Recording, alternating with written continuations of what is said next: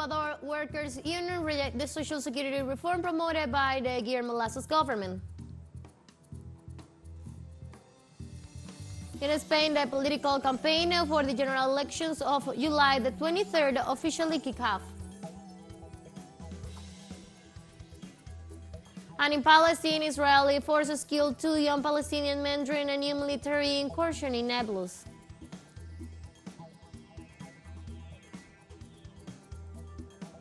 Hello, welcome to From the South. I'm Ana Marrero from the teleSUR headquarters in Caracas, Venezuela. We'll begin with the news. Stay with us.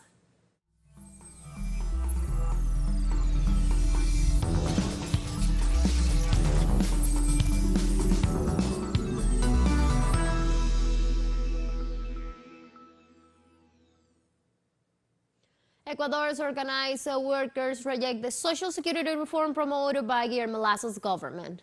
Unions describe the reform as criminal and disastrous for the excluding workers and retirees, in addition to threatening the executive with taking to the streets if the proposal is maintained.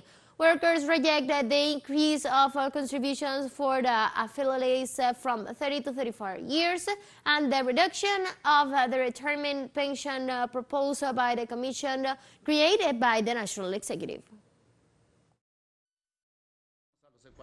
That is why we invite Ecuadorians to defend this institution, to defend the homeland, and to tell you, Mr. Lasso, you have already harmed the whole Ecuador, and now the patrimony of the social securities of the affiliates, of the retired and of the farmers, not for the World Bank, through its delegates to tear it to pieces. That is our and of the Ecuadorians.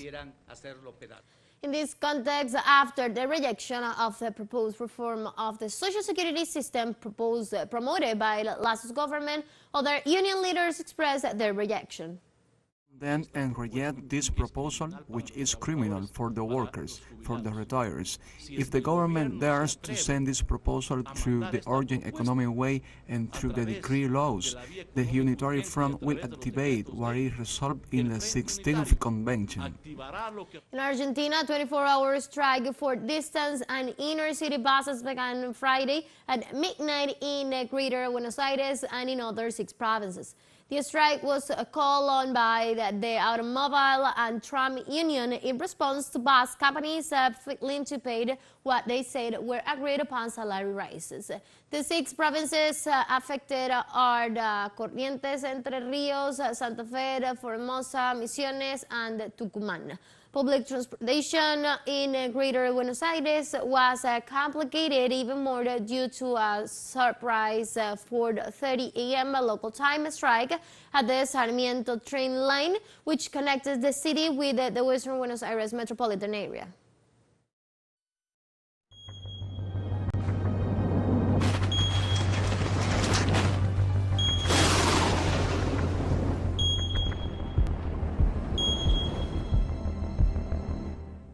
Peruvian regional authorities are assessing the creation of shelters to relocate residents of areas surrounding the Ubinasa volcano after thousands of new explosions have been recorded in the last 3 days. The National Emergency Operations Center said the action comes after a strong explosion that was registered on Thursday morning and launched ashes in the direction of more than 1,000 villages in the area. For the moment, authorities said that the neighbors in the area are calm and are coordinating cleanup and preparations work in case the eruptions become more frequent and an evacuation is necessary. Convene this committee to evaluate and discuss specifically the relocation of the people affected by the Ubinas volcano. That is one issue. The other is the commitment we as regional government are undertaking of asking the cabinet to form a dialogue table to involve the president in agreeing on a location for the definitive resettlement of the affected population. In Uruguay, there was some rainfall in the Santa Lucia River Basin, although the emergency situation is still in effect due to the crucial level of drinking water reserves. The state Sanitary Workers Service reported that after the rains of the last 2 days, the Santa Lucia basins receive up to 45 millimeters of water. However, the agency points out that the water crisis continues, and this only extends the time of use of the water reserves. In Spain, heavy rains combined with hail caused numerous damages in the province of Zaragoza. In the town of Paniza, the vineyard took the worst part, and farmers claimed that 100% of the harvest was lost. Firefighters and rescue teams rescued thousands of people trapped in their vehicles due to the heavy storm and hail. Many roads and highways were also affected in the region. The train service between Zaragoza and Barcelona was interrupted during the afternoon, although the service has been re-established. Let's take our very first break, but remember, you can now follow us on our TikTok account on teleSUR English, in which you will be able to see news in different formats, news updates, and more. Stay tuned for more news.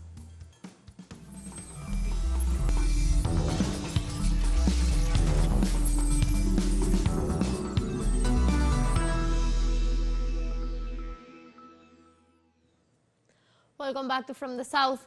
In Spain, the political campaign for the general elections of July the 23rd officially began this Friday. As part of the road to the election date, on Monday, the first and only televised face-to-face between the current Prime Minister Socialist Pedro Sánchez and his rival, the conservative leader of the Popular Party, Alberto Núñez Fijo, will be held.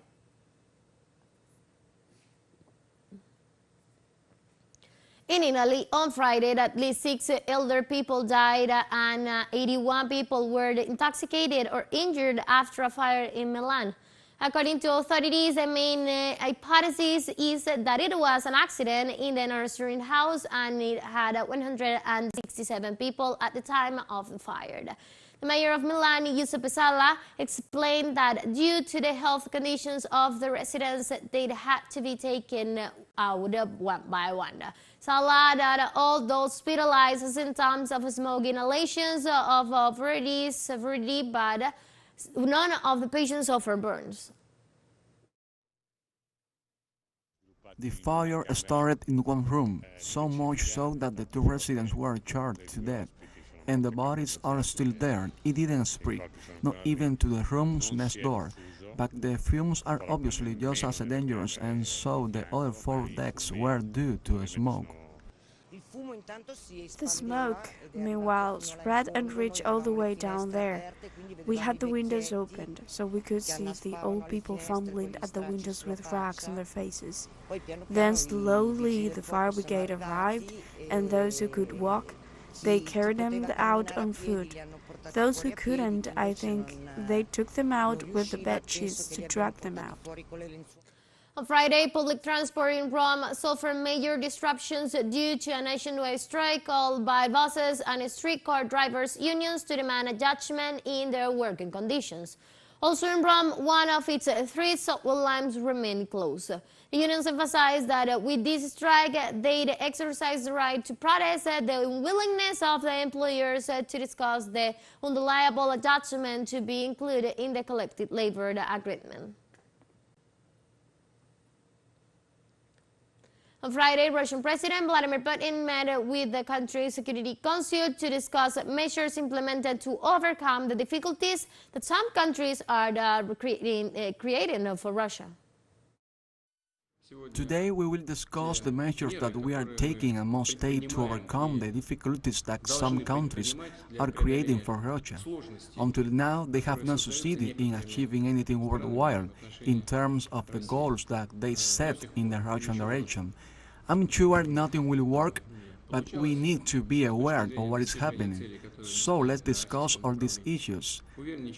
I'd like to ask the Foreign Minister to speak first, Sergei Viktorovich. Please, you have the floor. And on Friday, China intends to ease up to the U.S. to create necessary conditions for anti-drug cooperation following complaints from Washington that Beijing has ignored its call for a crackdown on precursors chemicals for the highly addictive painkiller fentanyl. Consistent position on the anti-narcotic issue, we take an active part in international anti-narcotic cooperation and firmly oppose smears and unilateral sanctions on other countries under the pretext of the fight against drugs.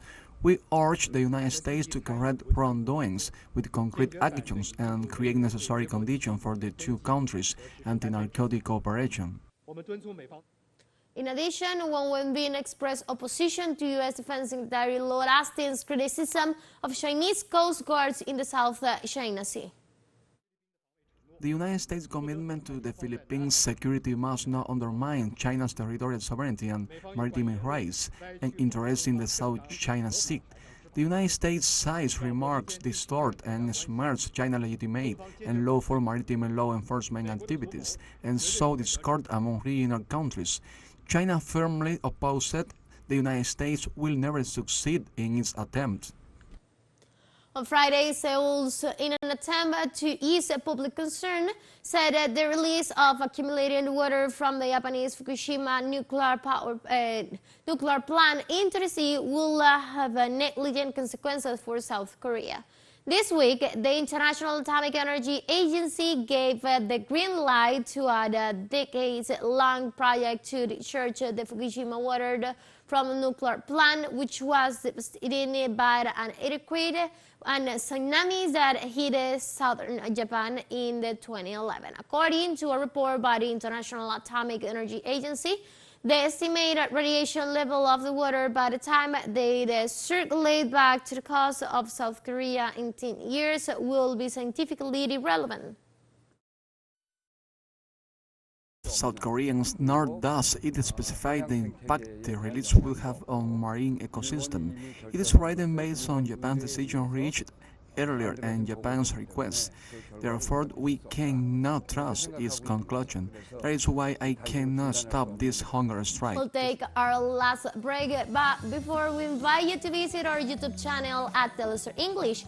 There you will be able to watch our interviews, top stories, special broadcasts, and more. Hit the subscription button and activate the notification bell to stay up to the world's most recent news.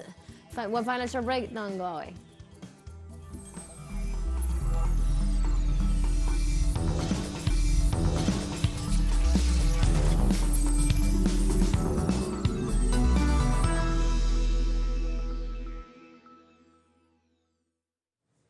Welcome back. On Friday, the Israeli forces killed 2 young Palestinian men during a new military incursion in the city of Nablus. Local media denounced the occupation army force storming to the old city and cordoning off a house before shooting dead to the young Palestinians. The Ministry of Health identified the facilities as Hassan Mabul and Kari Shahin. Following the massacre, a riot broke out and was suppressed by the occupation forces, causing gunshots, wounds to the back, and fought off 2 other young residents. Our city woke up today to yet another cowardly operation by the Shin Bet, Mossad, and the Yaman unit. As you can see, this is the house of the Makbul family, where the men were surrounded by the Israeli Special Forces. The Israeli forces came in on board a large vehicle that everyone noticed. The army and special forces were deployed and surrounded the place. The Palestinian men refused to surrender until their last breath. The Israeli forces were telling them to keep themselves up, but they refused and resisted until the last bullet.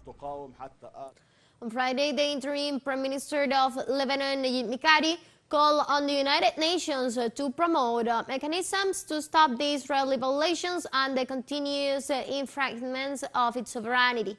In a statement, the Lebanese Islamic resistance Hezbollah denounced the recent Israeli measures in the northern part of the border town of Gahard, recognized as a national territory by the United Nations. The statement indicated that the Israeli forces imposed their authority and occupied parts of the town of Gahard and subjected it to their administration in parallel with the opening of the village to tourism coming from the Israeli side. Iran's Revolutionary Guard naval forces detained a ship loaded with 1 million liters of contraband fuel in the Gulf.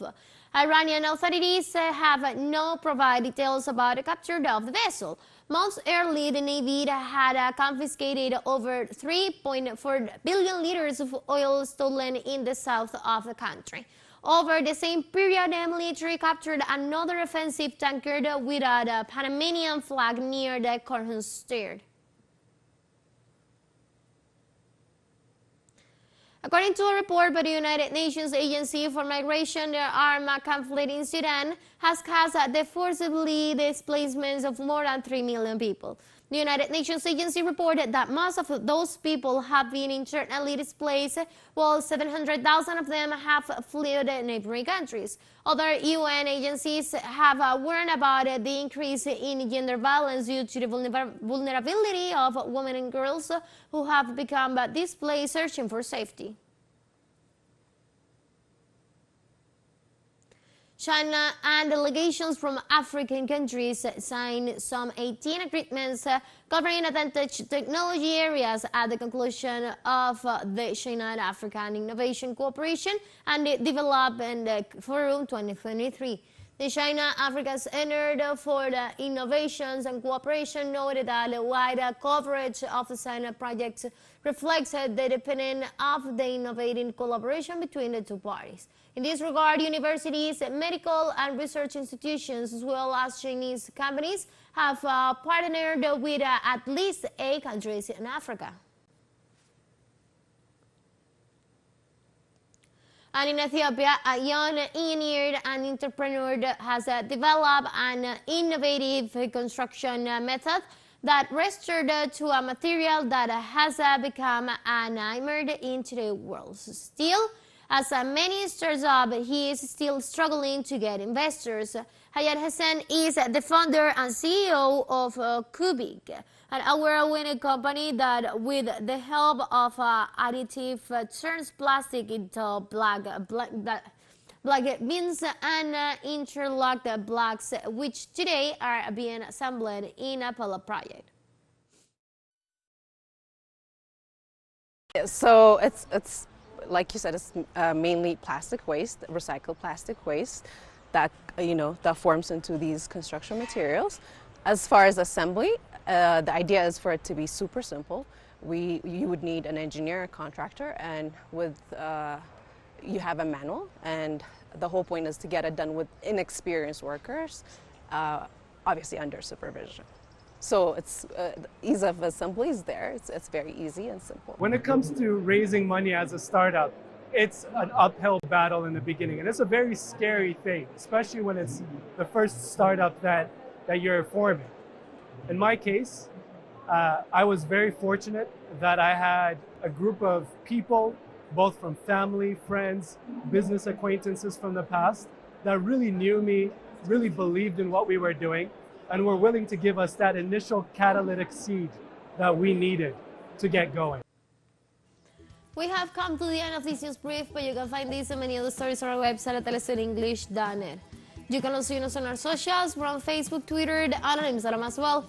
For Telesur English from the South, I'm Ana Marrero. Thank you for watching.